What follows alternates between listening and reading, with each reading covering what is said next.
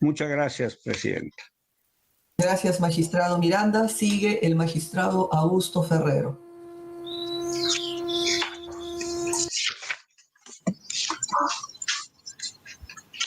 Señora presidenta, señores magistrados, el artículo 104 de la Constitución Política del Perú señala lo siguiente: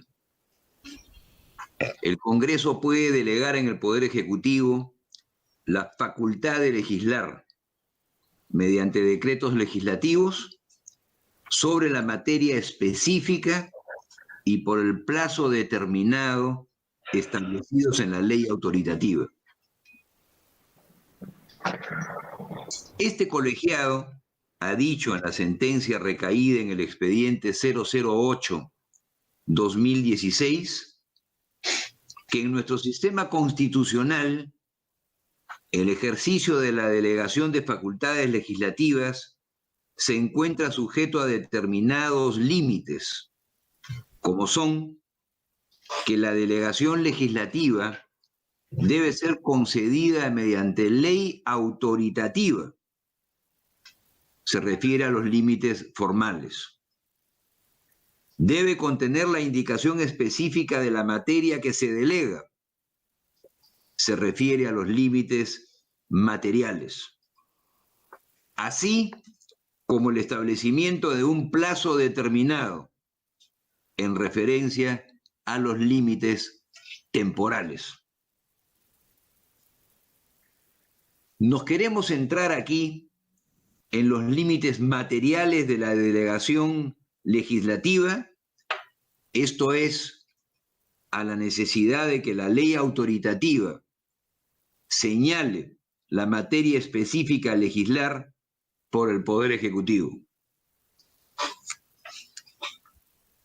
Sobre estos límites materiales, en nuestro colegiado hemos dicho que la Constitución no impone la obligación de desarrollar o exponer de manera detallada o minuciosa el contenido que se debe incluir en el decreto legislativo, pero sí prohíbe, entre comillas, el uso o empleo de fórmulas manifiestamente generales, indefinidas o imprecisas, cierra comillas, según la sentencia del Tribunal Constitucional 006-2014.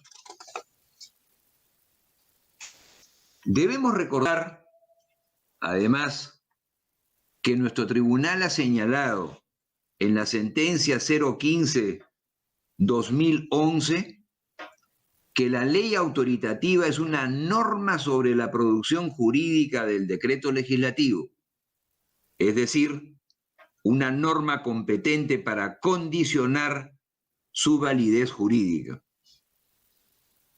Y, en ese sentido, integra el parámetro o canon de control cada vez que se cuestione la constitucionalidad de un decreto legislativo. En el caso de autos, el decreto legislativo 1421, cuya primera disposición complementaria transitoria es materia de la presente demanda de inconstitucionalidad, fue expedido en virtud de la ley autoritativa 30.823. Comillas, ley que delega en el Poder Ejecutivo la facultad de legislar en materia de gestión económica y competitividad, de integridad y lucha contra la corrupción, de prevención y protección de personas en situación de violencia y vulnerabilidad y de modernización de la gestión del Estado. El inciso primero del artículo 2 de la mencionada ley autoritativa 30.823 está dedicado a detallar la delegación legislativa en materia tributaria y financiera. En él no encontramos que se haya delegado en el Poder Ejecutivo la facultad de legislar sobre el cómputo del plazo de prescripción para exigir el cobro de la deuda tributaria, como hace la norma objeto de la demanda de inconstitucionalidad.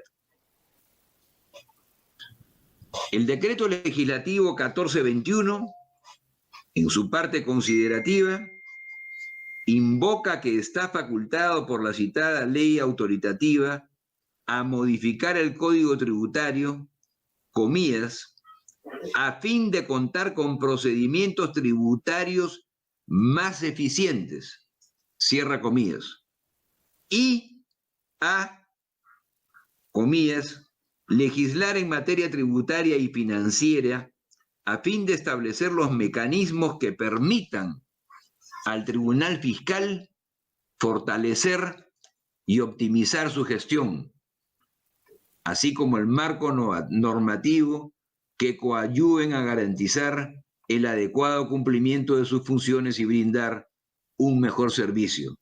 Cierra comillas. Similar sustento da el Poder Ejecutivo en la página 14 de la contestación de la demanda de autos. Sin embargo, tales referencias a la ley autoritativa nos parecen muy amplias y generales para el contenido específico de la disposición impugnada, que legisla sobre el inicio del plazo de prescripción para exigir el cobro de la deuda tributaria. En efecto, la prescripción que aquí nos ocupa es la llamada prescripción extintiva, que es el instituto jurídico con el cual, por el transcurso del tiempo, se extingue la acción. No es, pues, un procedimiento tributario, como lo demuestra también su ubicación en el Código Tributario, por si no fuera suficiente el argumento conceptual apuntado. Obviamente, la regulación de la prescripción tampoco tiene que ver con asuntos de gestión para un mejor servicio del Tribunal Fiscal o de la SUNAT. Por lo expuesto, consideramos que la primera disposición complementaria transitoria del Decreto Legislativo 1421 intenta respaldarse en términos generales, indefinidos o imprecisos, que no cumplen con la especificidad en la materia delegada que exigen la jurisprudencia de nuestro tribunal. Lo dicho nos lleva a concluir que dicha la disposición no versa sobre materia específica delegada por la Ley 30.823, por lo que es inconstitucional. Cierto es que el Poder Ejecutivo, al contestar la demanda, ha presentado el informe del Grupo de Trabajo del Congreso de la República sobre el Decreto Legislativo 1421, que concluye que éste se enmarca dentro de las materias delegadas por la ley autoritativa.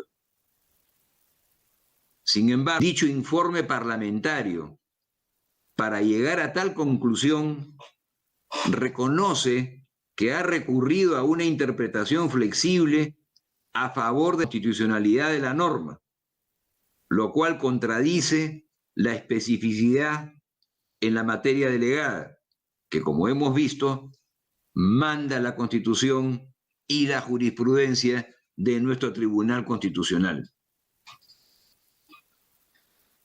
Por lo demás, y como es de sobra conocido, el control que haga el Congreso de la República, conforme al artículo 90 de su reglamento, sobre los decretos legislativos, en modo alguno enerva o condiciona el control de constitucionalidad que este tribunal ejerce por mandato del artículo 200, inciso 4 de la Constitución. Así lo reconoce el propio informe parlamentario aquí referido cuando dice: el grupo de trabajo debe recordar que el control constitucional de los decretos legislativos que efectúa el Congreso de la República no impide que los particulares puedan recurrir a la jurisdicción constitucional para cuestionar, sea a través de un proceso de tutela de derechos o un proceso abstracto como el de inconstitucionalidad total o parcialmente, un decreto legislativo en particular. Conforme al artículo 200, inciso 4 de la Constitución, y al artículo 75 del Código Procesal Constitucional, una ley puede contravenir la Constitución por la forma. Tal es lo que ocurre con la norma sub iudice, que en nuestra opinión vulnera el artículo 104 de la Constitución sobre legislación delegada, con el cual hemos iniciado esta exposición. Por tal motivo, nos apartamos en algo del señor magistrado Ernesto Blume, porque vimos sus objeciones sobre el fondo a la ley impugnada, ya que consideramos que el solo vicio de forma de esta determina la necesidad de su expulsión del ordenamiento jurídico. Asimismo, ya que consideramos que la disposición constitucional infringida es el artículo 104 de nuestra ley fundamental, la decisión de este tribunal en sentido estimatorio no tiene efecto retroactivo conforme al artículo 204 de la Constitución. Queremos expresar que nada hubiera sido más grato para nosotros que pronunciarnos en favor del fisco, si se tiene en cuenta que en el año 2005, hace 15 años, obtuvimos la confianza de la SUNAT para defenderla en el proceso de amparo que interpuso en su contra la empresa extranjera Engelhard Perú SAC, donde obtuvimos un triunfo en el Poder Judicial y éxito cuando informamos ante este ilustre tribunal y obtuvimos sentencia favorable bajo la presidencia del doctor Javier Alba Orlandini. Gracias a esta sentencia constitucional, el fisco pudo cobrar más de 500 millones de dólares. Repito, 500 millones de dólares. No obstante, fieles a nuestra tradición proveniente de la Universidad Nacional Mayor de San Marcos, donde estudiamos y nos graduamos, hoy emitimos este voto inspirados en nuestra tesis doctoral en Derecho, titulada precisamente La prescripción extintiva, con la cual nos graduamos con los máximos honores, con un jurado integrado por los distinguidos maestros sanmarquinos José León Barandiarán, Mario Alzamora Valdés, Ulises Montoya Manfredi y Max Arias Chereiber Peset, por lo que conocemos a cabalidad el tema que aquí nos ocupa. A pesar de lo mediático de este caso, debemos ser conscientes y fieles a nuestra formación y a la verdad jurídicas. No puedo expresar mi indignación por la inhibición decretada del magistrado Sardón, así como por la declaración del presidente Vizcarra, transmitida en RPP hace unos minutos, referida a este caso, señalando que prescribir no sería lo más adecuado. Como es obvio, el sentido de nuestro voto de modo alguno irá dirigido a que el fisco deje de cobrar sus justas acreencias, pero la recaudación tributaria debe desenvolverse dentro de los cauces del ordenamiento constitucional, y a esta exigencia se concreta nuestro pronunciamiento, aunque resulte minoritaria la defensa de esta verdad. Es por estas consideraciones que nuestro voto es por declarar fundada la demanda únicamente por la inconstitucionalidad de forma de la primera disposición complementaria transitoria del decreto legislativo 1421. Muchas gracias. Gracias, magistrado. Y cerraremos esta ronda de intervenciones con mi intervención como magistrada.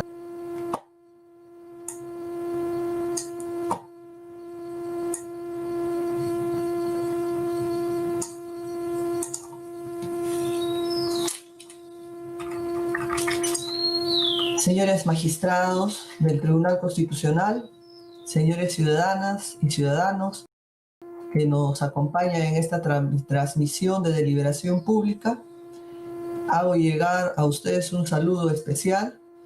Los casos que son materia de estas deliberaciones se caracterizan por su relevancia en el espacio público nacional, en la efectividad de los derechos fundamentales y en el control de los poderes. En el caso que nos convoca, ¿cuál es su relevancia pública?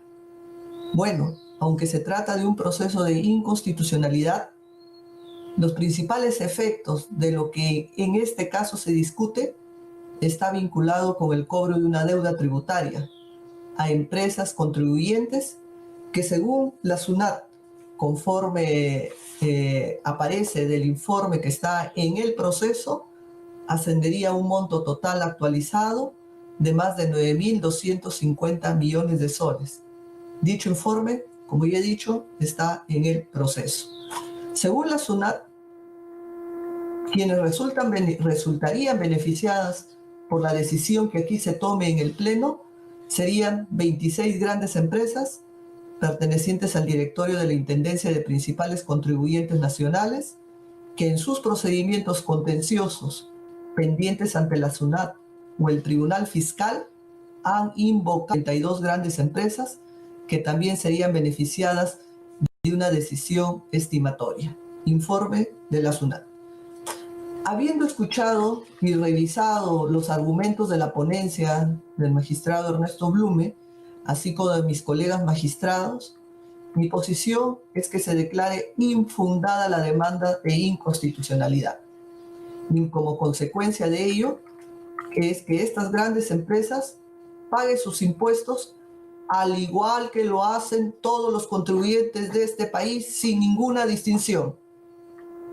No tengo la mínima duda que la primera disposición complementaria transitoria del decreto legislativo 1421 que hoy estamos controlando en este proceso es plenamente compatible con la Constitución.